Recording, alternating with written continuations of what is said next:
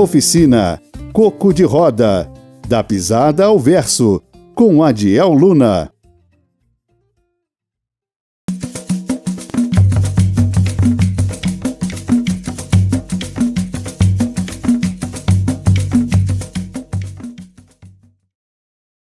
Já rolaram algumas polêmicas sobre onde teria nascido o coco de roda, de onde vem o coco de roda, a naturalidade do coco de roda.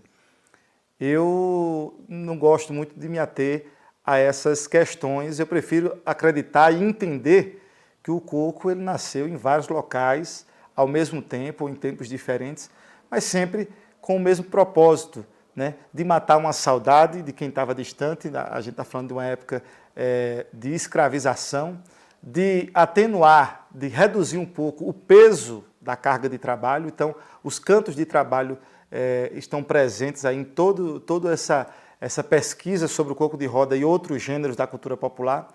E onde tinha índio, negro, e onde tinha a presença ibérica do colonizador, existia de alguma maneira o coco de roda, em todo lugar, né? A gente sabe que o Nordeste, a partir dele, inicia então a colonização brasileira. Então a gente tem em várias regiões do Nordeste, a gente tem a presença negra, indígena e ibérica. E nessas várias regiões, numa região onde há mais negros, a gente vai ter uma linha de coco diferente, com essa presença mais da dança mais enérgica, mais aeróbica, né? Com os batuques mais presentes, mais firmes, mais cadenciados. Num local onde a presença é mais indígena, a gente vai ter cocos, a roda muito mais festejada, os cantos, as vozes, né? As aberturas de vozes serão outras aberturas de vozes, as temáticas mudam. E no local onde já existia uma presença muito forte do homem branco e de algumas manifestações já existentes, como a cantoria de viola e o aboio, a gente vai ter uma cantoria do coco muito mais focada no cancioneiro ibérico, né? Uma coisa meio que se repete, uma coisa meio que une todas essas modalidades, todas essas linhas de coco, né? Que é a métrica. E algumas modalidades, a exemplo da quadra, que é uma das modalidades mais presentes em todas as manifestações da cultura popular. Praticamente você encontra as quadrinhas. Então a gente tem o antepassado do coco de roda, que seria esses cantos de trabalho, né? Quando o homem escravizado cantava, né, no roçado, ou na lavoura, ou enfim, qualquer ofício que ele estava desempenhando naquele momento, e ele cantava: meu papagaio das asas douradas, quem tem namorada brinca. Meu papagaio, quem não tem fica sem nada. Meu papagaio, o meu papagaio não tem asa, não tem bico, nessa terra eu não fico. Meu papagaio, e quem me dera, dera, dera. Meu papagaio, olha, eu pudesse ver agora. Meu papagaio passando naquela porta. Meu papagaio, e quem eu vi ontem essa hora.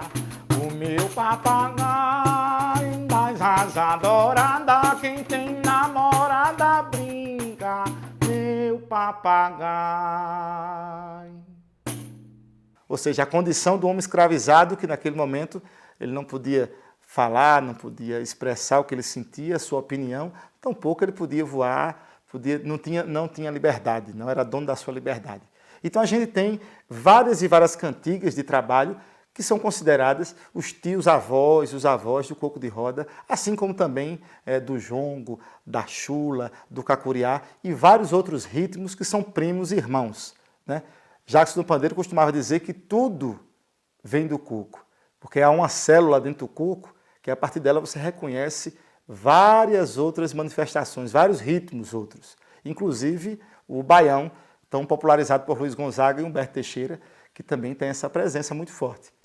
Então era muito comum a gente encontrar em comunidades tradicionais, hoje bem menos, mas todo o encontro, toda a confraternização das pessoas daquela comunidade girava em torno de uma roda de coco. Um exemplo, casal está para se casar e está construindo a casa. Se organizava um mutirão com aquela comunidade e todos os homens iam ajudar o noivo a fazer a casa, a tapagem de casa. Falando daquelas casas de taipa, né? Então eles iam ajudar a pisar aquele barro, a construir as paredes de madeiras e cipós e depois telhar a casa, cobrir a casa e também fazer a pisadura do chão.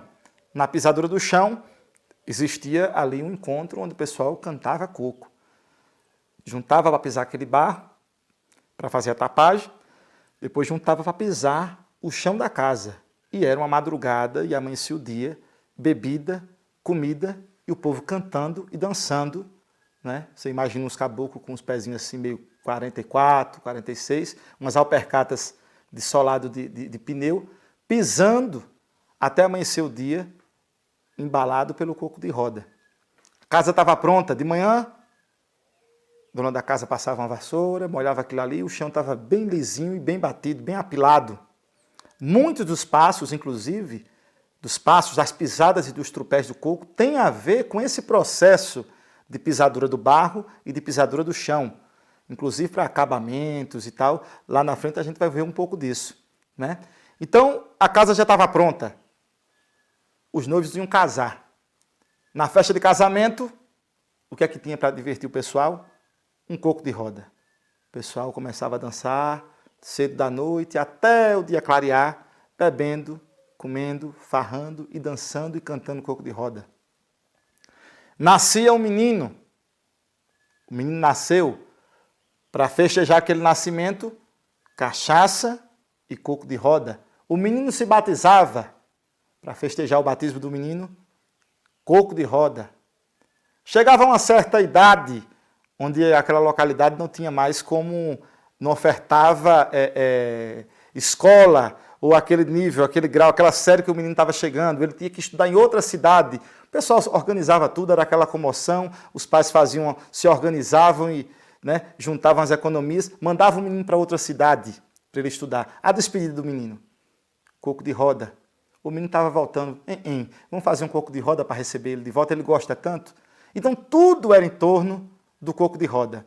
Era a brincadeira do povo simples, do povo do interior, era o coco de roda. E as figuras, o protagonismo daquelas figuras dos poetas, dos glosadores, dos cantadores, dos dançadores, era ali o palco perfeito, era aquele terreiro onde eles se expressavam. Isso quando existia esse processo muito presente da cooperação, da comunidade se juntar para atender a demanda de um serviço da casa de farinha de seu fulano. Todo mundo ia para aquela casa de farinha, contribuir com aquele processo. Passava um final de semana inteiro comendo, bebendo, trabalhando, produzindo e dançando e cantando coco de roda. Por que o pessoal ia para a casa de farinha dele? Porque quando precisava no outro, na casa de farinha do outro estava precisando, né, de mão de obra, todo mundo ia lá e ajudava também. Então existia essa troca e esse revezamento na comunidade. E o coco de roda era a música, era a poesia que embalava esses momentos de trabalho e de diversão. Um outro canto de trabalho que ficou muito conhecido em várias regiões do Nordeste e é brincado em várias outras manifestações é o Mineiro Pau. Mineiro pau, serra o pau, deixa cair. Mineiro pau, o pau é forte, é Murici. Mineiro pau. Então, dentro de vários trabalhos, de vários ofícios, era cantado o exemplo do Mineiro Pau, né? Nas batas de feijão.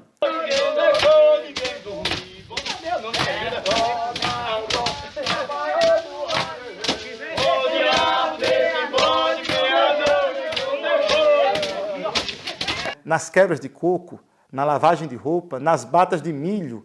Então, você imagina um círculo e no meio, alguns com um cacete, né, um porrete, batendo naquele milho para soltar o grão do sabugo, ou mesmo para soltar o grão da vagem, no caso do feijão.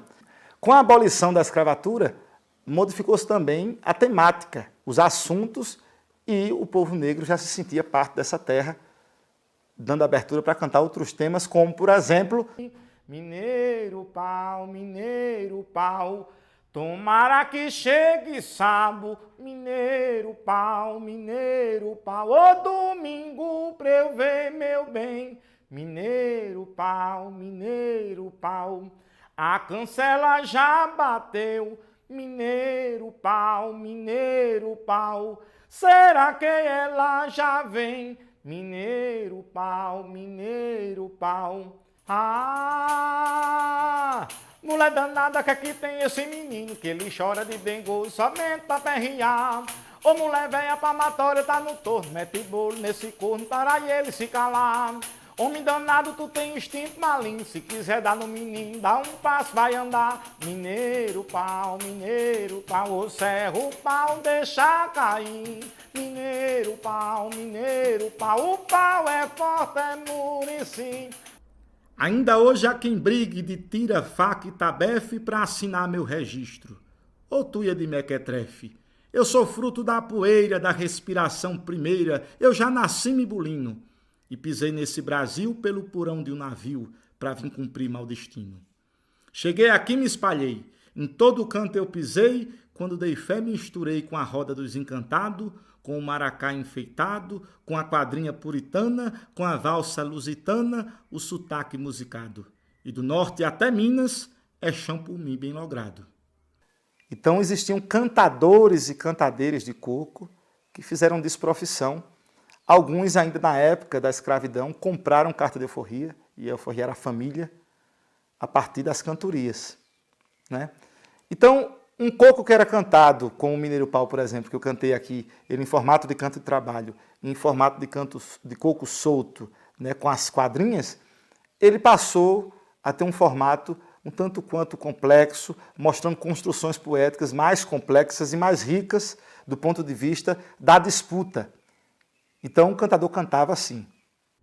Mineiro pau, mineiro ô, coco da antiga era, mineiro pau, mineiro ô, dos antigos cantador, mineiro pau, mineiro ô, coco da antiga era, mineiro pau, mineiro ô, dos antigos cantador. Sete mandou, sete não deu, sete não manda, são sete giranda, sete padres, sete andou, sete pastor, sete doutor, sete juiz, são sete países com sete governador. Cantador, diga-se vá, a moda agora mudou, o tempo bom acabou, bondade ninguém espera, é coco da antiga era, dos antigos cantador, mineiro pau, mineiro ô, coco da antiga era, mineiro pau, mineiro ô, dos antigos cantador. Mais na frente a gente vai falar um pouco sobre essas influências dentro do coco de roda, né, de outros ritmos e de outras poéticas. Mas eu queria dar um exemplo aqui de uma situação que se passou no sertão da Paraíba, uma região que historicamente nunca teve muitos escravos, mas dos poucos, alguns deles vieram dotados de muita poesia. E era comum esses encontros entre eles para pelejar, para se desafiar.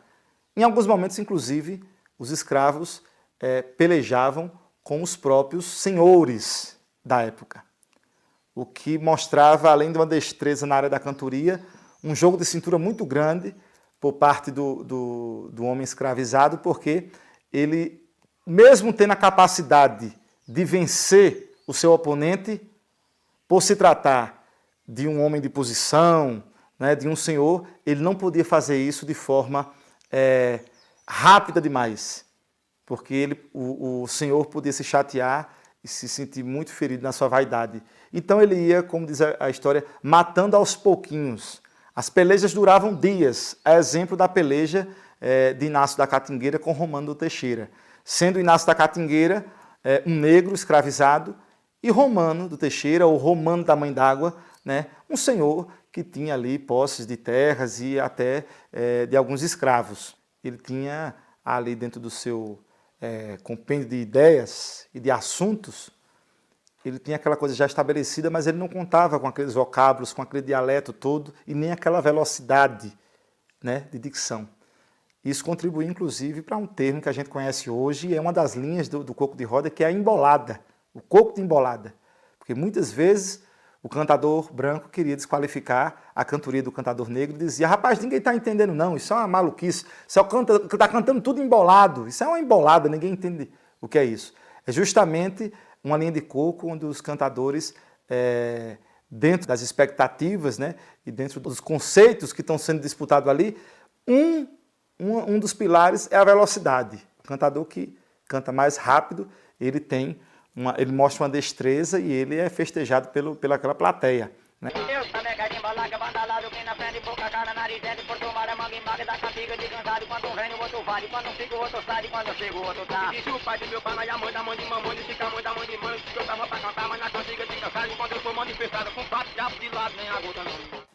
Um fator determinante dentro da tradição é o território. Não existe a cultura, a tradição sem o território. O território, ele não é somente um espaço físico, ele é uma atmosfera que se constrói em torno daquela manifestação e que ajuda a fazer com que tudo aquilo tenha sentido. Seja o trabalho da cooperação comunitária, seja receber uma criança que está nascendo, apresentar, né? Ou mesmo as condições de clima e as profissões, os ofícios praticados naquela região. O mesmo pode-se falar da questão religiosa. A religião é muito forte dentro de algumas linhas de coco, né? E é possível perceber isso tanto nas letras, né, como nos espaços onde acontecem determinadas linhas e rodas de coco que tem a ver com essas religiões de matrizes negras ou indígenas. Podemos tomar como exemplo o coco de Iguape, do litoral cearense, da Praia do Iguape, brincado, festejado numa colônia de pescadores.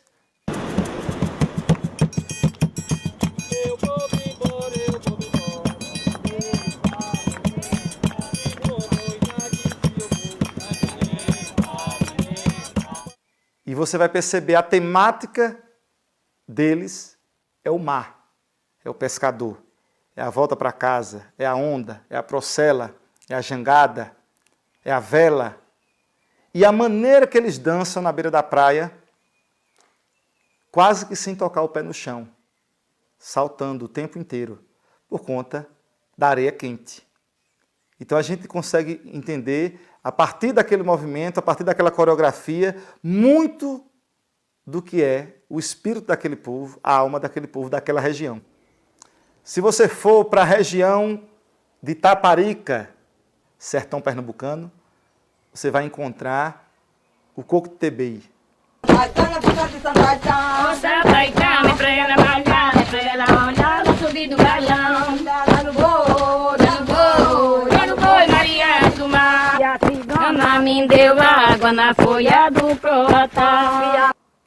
Uma presença visivelmente indígena no traço do povo, na postura, no trato, a abertura das vozes, os intervalos que eles aplicam aos refrões do coco de roda e a maneira de dançar, o círculo e a maneira de se referir à terra, pisando com o trupé, mandando energia, renovando energia, mandando energia, renovando energia, em círculo, entrando num estado de percepção diferente, né? De concentração e de mergulho.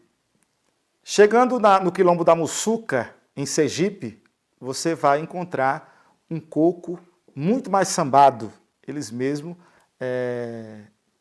se dizem samba de pareia.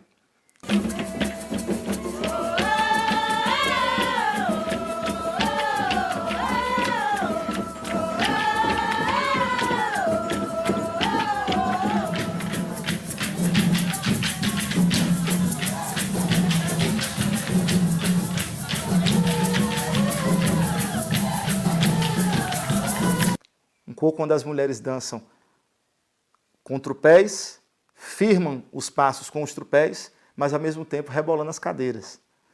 Dada a proximidade com o estado da Bahia, a presença de muitas pessoas que vieram da Bahia para morar na Muçuca, outros que saíram da Muçuca, foram até a Bahia trabalhar e em outro momento regressaram, existe uma influência muito grande do samba de roda baiano.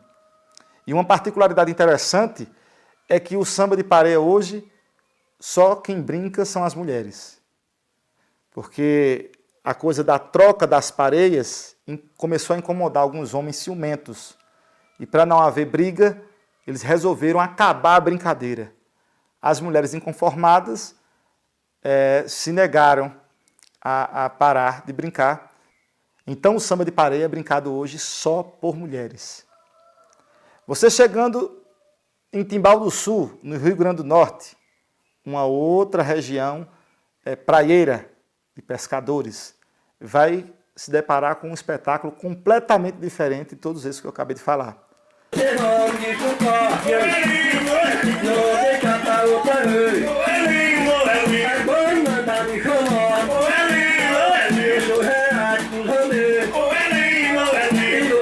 Uma presença muito forte do negro e uma dança muito aeróbica, muito frenética.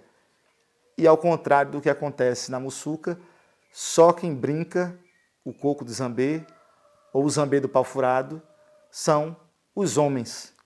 Versos rápidos, quadras alternadas e muito rápidas, e a coreografia também muito frenética.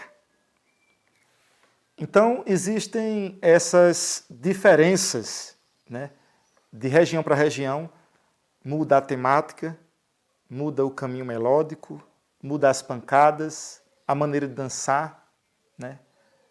E é por isso que o coco de roda é tão diverso, tão rico, e é por isso que é cada vez mais difícil, né, a gente dizer onde nasceu o coco de roda, qual a origem do coco de roda, onde surgiu, quem primeiro cantou o coco de roda. É quase impossível.